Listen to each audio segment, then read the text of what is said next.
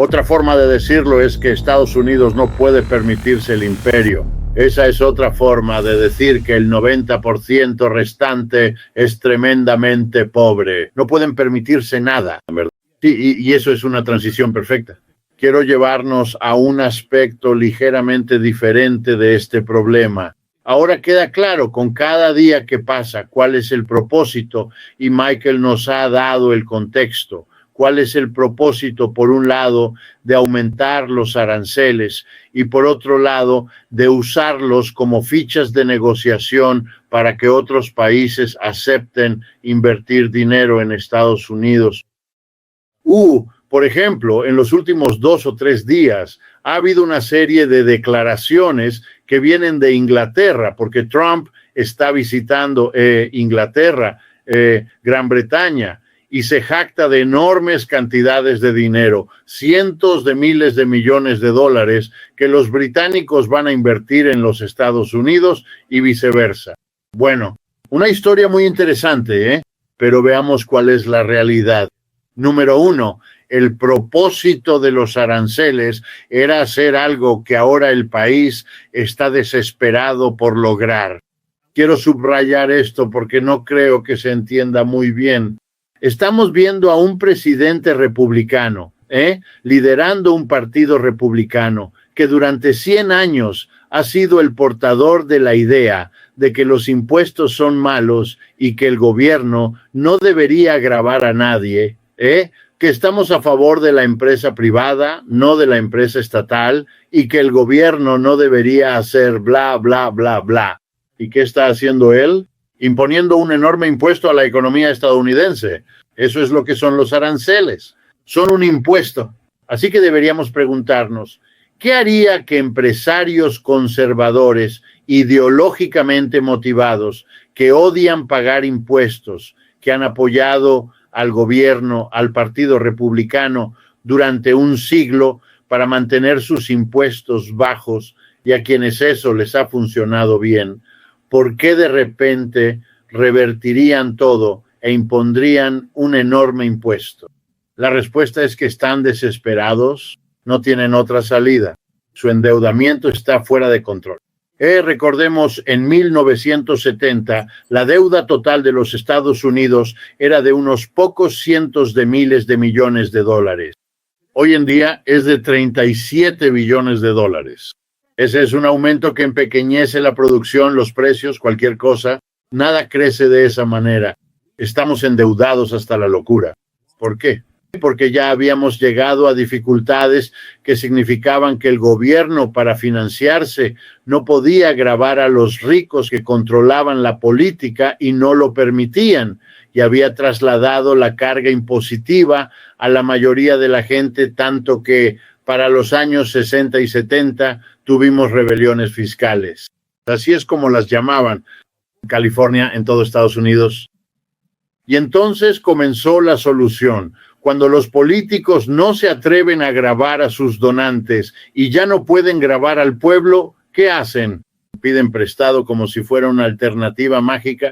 ¿Y de quién piden prestado? De las corporaciones y los ricos, que le prestan al gobierno el dinero que no tuvieron que pagar en impuestos. Esto es lo que dirían los alemanes. Esto es pura falsedad. Pero ahora llegamos a donde estamos hoy.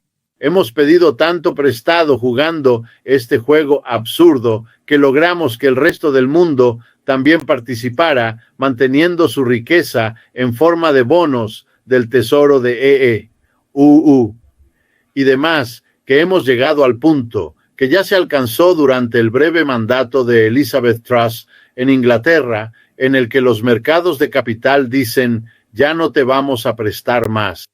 Bueno, otra forma de decirlo es que Estados Unidos no puede permitirse el imperio. El problema es que no puede hacerlo. En las primeras décadas, después de la Segunda Guerra Mundial, la balanza de pagos, corrígeme si me equivoco, Michael, vio un superávit de exportación de los Estados Unidos, generando el capital, el dinero con el cual luego financiar las 700 u 800 bases en todo el mundo. Y así El resto del mundo dependía de las exportaciones de Estados Unidos, teniendo que pagarlas con el dinero que luego se usaba para subordinarlos militarmente y mantener este juego en marcha. Para la década de 1970, este juego había terminado porque los alemanes, los japoneses y los europeos se habían recuperado de la guerra, como sabíamos que sucedería. Eso es lo que estuvieron haciendo en las décadas de 1945 a 1975. En ese periodo de 30 años, Estados Unidos perdió su posición preeminente en la economía mundial como exportador. O bien habría tenido que detenerse porque ya no podía financiar sus aventuras militares en el extranjero con su superávit de exportaciones, o habría tenido que hacer lo que Michael describió tan acertadamente. Tendría que haber encontrado otra manera, y la dolarización, hacer que todos los contratos de petróleo estuvieran denominados en dólares y exagerar la amenaza de la Unión Soviética, que los europeos están copiando hoy en día porque no conocen otra política. Esto les permitió entonces crear el programa de déficit. Harían que Estados Unidos se convirtiera en un importador neto, trasladando su propia producción fuera del país. Ya no necesitaban estas exportaciones, ya no podían permitírselas, no eran lo suficientemente rentables para producirse en Estados Unidos, y reemplazaron a todos los trabajadores, ya sea con maquinaria y automatización o exportando los empleos. De modo que el resultado final fue la historia que Michael acaba de contar. Podías seguir financiando tus aventuras militares globales, pero ahora las financias imponiendo, por así decirlo, al mundo la necesidad de mantener reservas de su moneda, porque la relación acordada entre las monedas había desaparecido. Eso es lo que teníamos, saliendo de Bretton Woods, y eso fue lo que terminamos cuando Nixon nos sacó del patrón oro en 1971. Así que entonces tienes la historia de Michael, Pero déjame hacer algo que no hacemos lo suficiente. Déjame contarte un poco en este programa sobre los límites de todo esto. Para poder sostener esto ahora, cuando no tienes exportaciones y cuando la capacidad de Estados Unidos para importar se reduce cada día porque la mayoría de nuestra gente es simplemente demasiado pobre. Quiero decir, salió la estadística esta semana de que el 10% superior, si lo tengo bien, el 10% superior de la distribución de ingresos representa el 50% de la demanda de consumo en nuestra sociedad. Muy bien, esa es otra forma de decir que el 90% restante es tremendamente pobre. No pueden permitirse nada, ¿verdad? Bueno, dado que dependemos de las importaciones, eso no es una buena base para el futuro. No estamos manejando, no vamos a poder manejar los tipos de déficits que solíamos tener. Esa es mi suposición en este momento. Muy bien. ¿Qué es entonces lo que va a sostener la historia que contó Michael? ¿Cómo vamos a pagar por todas esas bases? No tenemos las exportaciones para hacerlo y no estamos manejando los tipos de déficits, ni el resto del mundo está ansioso por acumular dólares como lo estaba antes. Y eso ya era cierto antes de que los BRICS se volvieran importantes. El declive del dólar como moneda de reserva tiene al menos 30 años.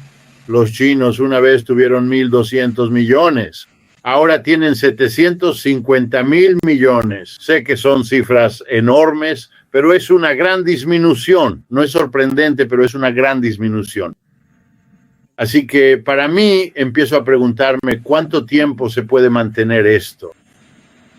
Y cuando sumas el grado en que los pagos militares en este país son un apoyo keynesiano a la demanda agregada en nuestra sociedad, entonces ves que no puede permitirse un ejército, pero tampoco puede permitirse no tenerlo. Y sospecho que esa es la razón por la que el señor Trump, quien llega al poder prometiendo detener las guerras interminables, ni las ha detenido ni ha sido capaz de evitar la proliferación de más guerras.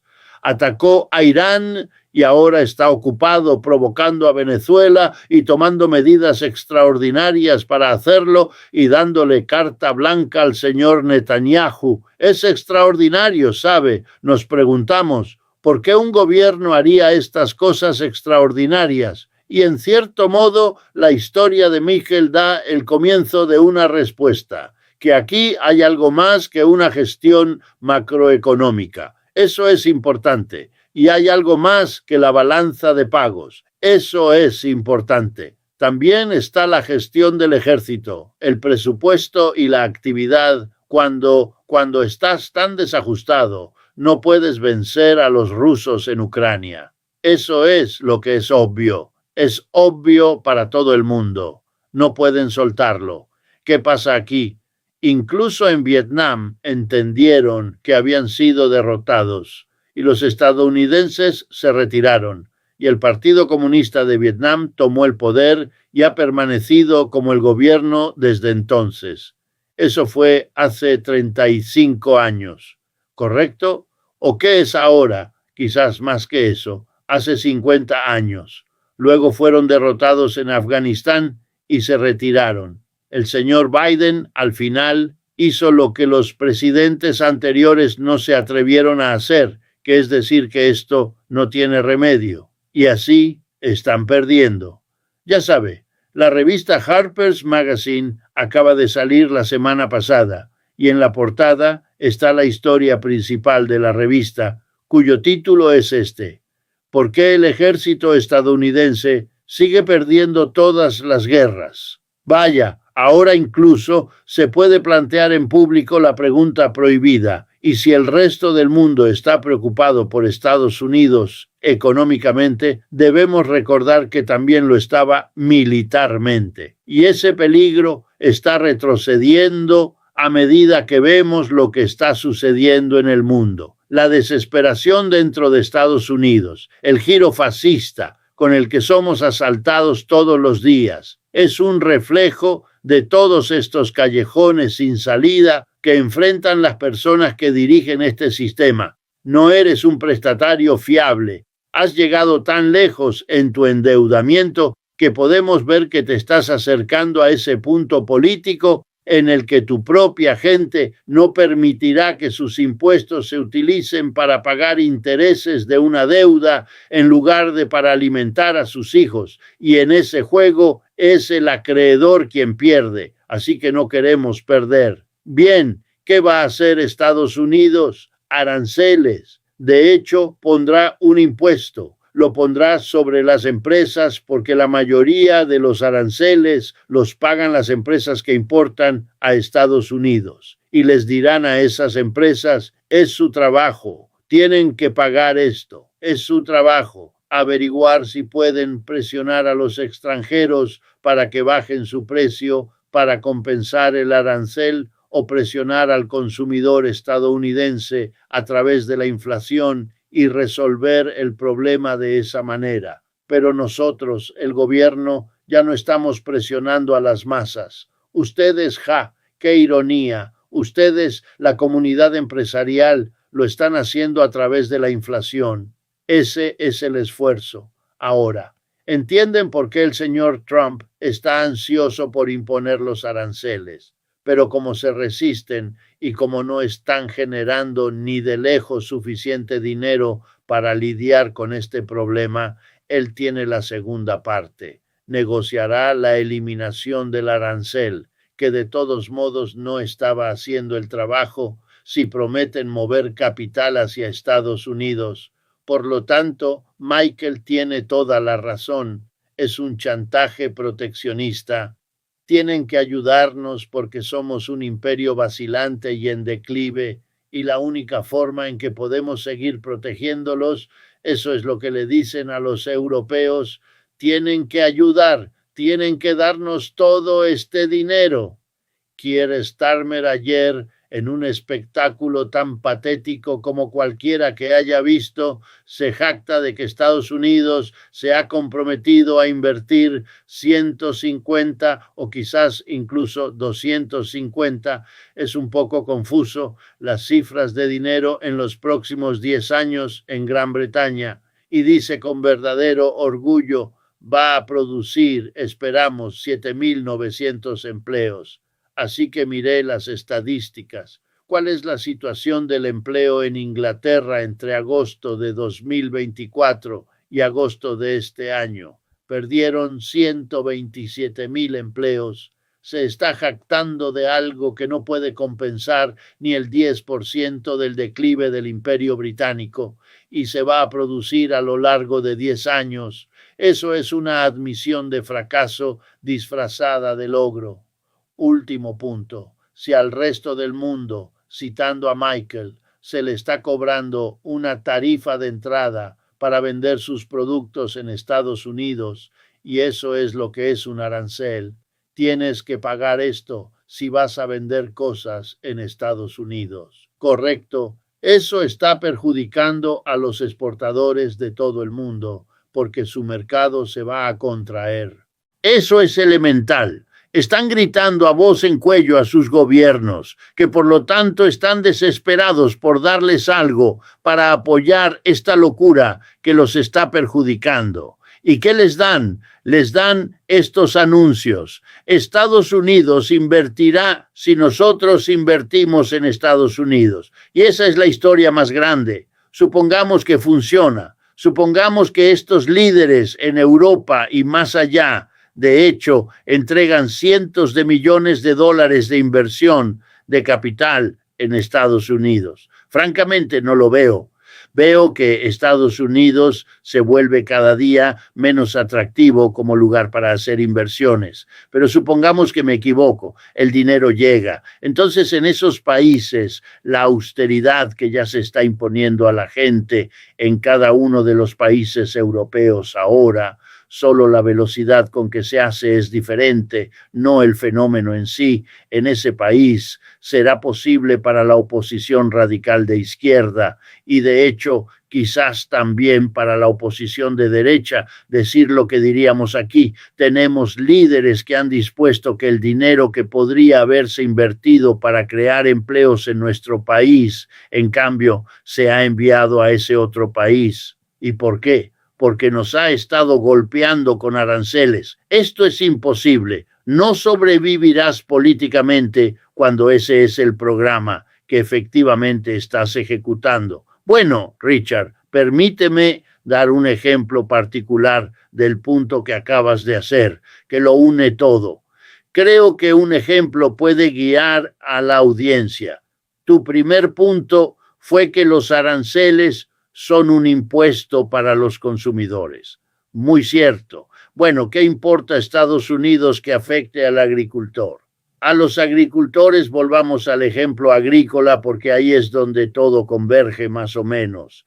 Bueno, Estados Unidos importa una enorme cantidad de fertilizantes, incluso de Rusia, pero también importa maquinaria agrícola. Y uno de los problemas es que el colapso del mercado de la soja significa un colapso de los ingresos y de la capacidad de comprar nueva maquinaria agrícola para empresas como John Deere y compañía, que acaba de despedir, creo, a más de 1 o 2.000 trabajadores porque los agricultores no tienen suficiente dinero para comprar nuevos equipos de cosecha.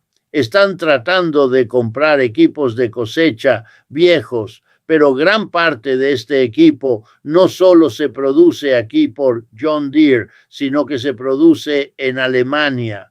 Y Estados Unidos también importa equipos de cosecha de las empresas rivales de Deere, también en Alemania. Bueno, de repente se encuentran con que sus costos están subiendo mucho como resultado de la incapacidad de obtener energía y acero. Así que están exportando, tratando de abastecer el mercado aquí con los productos que producen en Alemania. E imaginen la sorpresa que estas empresas tienen de repente, que dicen que esto es una amenaza para obtener ganancias este año en sus importaciones, porque no solo Estados Unidos está cobrando el arancel del 15% sobre las importaciones de Europa, sino que está diciendo: ustedes son responsables de los aranceles del 50% porque están haciendo su maquinaria con acero y aluminio. Y estamos tratando de apoyar a la industria siderúrgica estadounidense y a la industria del aluminio, porque ese es el único sindicato que puedo conseguir que realmente sigue mi farsa de que mis políticas para el 10% más rico son en realidad políticas para los trabajadores. Necesito hacer un acto simbólico narrativo, y mi acto simbólico va a ser sacrificar toda la industria estadounidense que hace sus productos con acero y aluminio.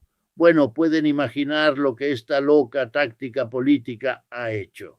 Significa que Deere y compañía y sus otros exportadores alemanes de repente se encuentran con que cuando intentan proporcionar el equipo de cosecha que la agricultura estadounidense necesita, de repente el precio ha subido muchísimo. Y tú señalaste, bueno, pueden evitar esto invirtiendo en Estados Unidos. Bueno, si invierten en Estados Unidos, todavía tendrán que importar muchas de las piezas que usan de otros países, porque Estados Unidos no tiene la cadena de suministro necesaria para todas las diferentes cosas que van en el equipo de cosecha, al igual que los automóviles. Todo eso, estos aranceles han ahogado la rentabilidad de las importaciones por parte de las empresas al elevar el precio, tanto que, o bien, como dices, las empresas absorben el costo, en cuyo caso no obtienen ganancias. Y sin embargo, tener una corporación se trata de obtener ganancias. Así que hay un límite para lo que puedes hacer. Simplemente dejarán de producir, como Deere está dejando de producir en algunas de sus plantas, o lo repercuten en los consumidores y los consumidores se ven presionados, los agricultores se ven presionados, porque no solo los ingresos agrícolas están bajando mucho como resultado de la locura de Trump. También creo, no quiero exagerar, pero sí creo que hay un autoengaño aquí, que el 10% superior de la gente juega en la bolsa, poseen la mayoría de las acciones, son los directores ejecutivos, están relacionados con ellos y todo eso. Y para ellos conservan gran parte de su riqueza. Es el otro 90%. Y por eso se obtiene cada vez más esa vieja noción de una economía dividida, que ese 10% de nosotros vive en un mundo de restaurantes de lujo y mucha comida y todo lo demás, y el resto de nosotros somos los que estamos traumatizados cada vez que vamos al supermercado por lo que ya no podemos permitirnos. Aquí hay una estadística para pensar. En comparación con el año 2020, hace 5 años, el precio de la carne de res en Estados Unidos ha aumentado más del 50%. Las hamburguesas son como una parte básica de la dieta estadounidense, al menos para aquellas personas que pueden permitirse la carne. Piensen en lo que significa que el costo de la hamburguesa haya subido un 50%, más o menos, desde el año 2020. Estás viendo una división que explica nuestra política, pero es una división que no creo que sea sostenible, ni por la ideología de aquí, que sigue prometiendo que esta situación continuará, aunque la base de la misma, como estamos tratando de mostrar, es cada vez más difícil. Y veo algunas de estas políticas como una especie de jugada salvaje tipo Trump, si puedo usar la metáfora del fútbol americano, del pase Ave María. ¿Vas a atacar a Irán? Quizás puedas ganar, quizás Irán desaparezca, Quizás Occidente pueda arrebatar todo el petróleo de Irán y bla, bla, hasta que los rusos señalen, saben, tenemos un acuerdo con los iraníes, si realmente vienen aquí, vamos a tener que luchar con ustedes. Y una cosa podemos asegurarles, nunca obtendrán ese petróleo. ¿Qué hacemos? Vamos y luchamos contra el señor Maduro, que no puede defenderse, al menos no en el sentido convencional. Y seguimos provocando, nos convertimos en juez, jurado y verdugo de los desventurados venezolanos que están dando un paseo en barco a 1000 millas de Estados Unidos y son incinerados con todo el asunto manejado por el presidente sin ninguna evidencia de que estas personas estuvieran haciendo algo ilegal, por lo cual ni siquiera el castigo es la ejecución. Y sin embargo, fueron ejecutados por el crimen por el cual ese no es el castigo. Legalmente, quiero decir, de acuerdo. Estos son actos bastante desesperados y esperar que los israelíes de alguna manera puedan sacar el conejo del sombrero de Oriente Medio y convertirse en una potencia dominante aceptable. Realmente tienes que creer en mucha magia para alinear tus políticas de esa manera. Bueno, mencionaste cómo la economía estadounidense está siendo presionada por estas medidas desesperadas. Parte de la desesperación es cuando divides tus políticas en segmentos y no miras las interacciones.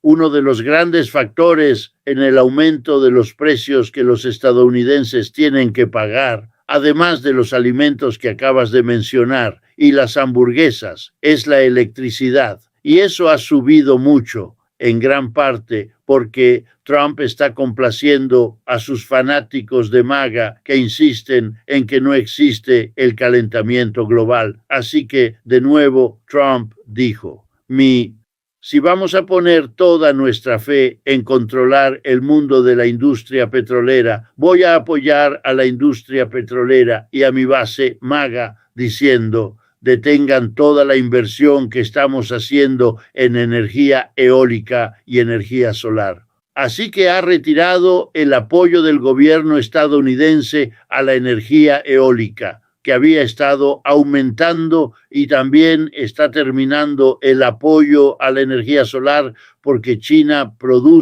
tiene una gran ventaja científica en la producción de energía solar, y el resultado es que al oponerse al calentamiento global es un factor importante en la alteración de la economía, pero también el apoyo de Trump para tratar de aumentar el monopolio de la inteligencia automática de las computadoras se proyecta, está siendo en gran parte responsable de un enorme aumento en el uso eléctrico, lo que va a aumentar los precios de la electricidad, y ya las compañías eléctricas de este país están subiendo sus precios porque una de las políticas de Trump para complacer a sus constituyentes, que no mencionamos, son los subsidios eléctricos que ha estado dando.